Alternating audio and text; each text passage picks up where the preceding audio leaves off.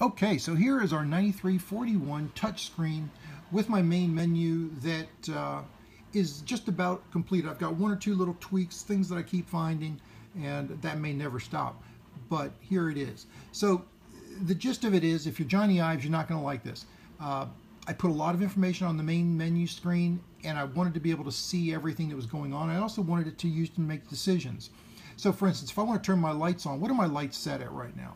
Well, they're set on white at 35%. That's my dim preset, which is fine if I want the preset for dim. But you know what? I want to put it on grow, where it's going to end up being healthy and brightness is 85%. So now I've got this red-green combination that's going to help the plants just be a little happier, and they're going to grow a little easier.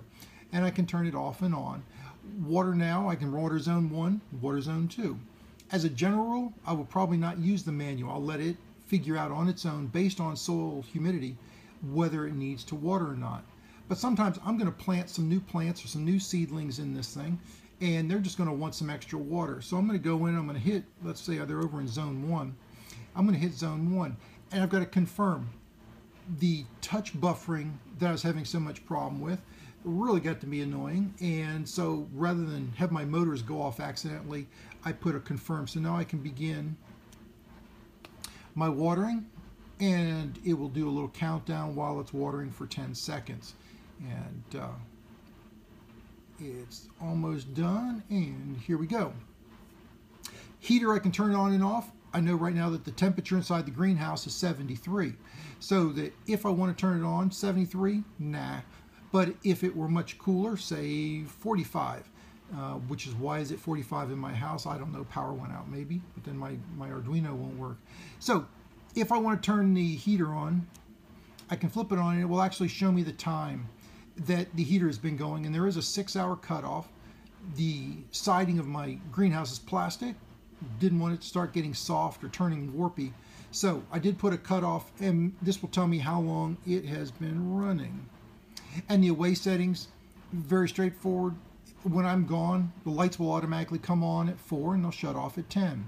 And I don't even have to be gone. Maybe it's just really nice to be able to walk into my kitchen when I get home in the afternoons and see my greenhouse lit up.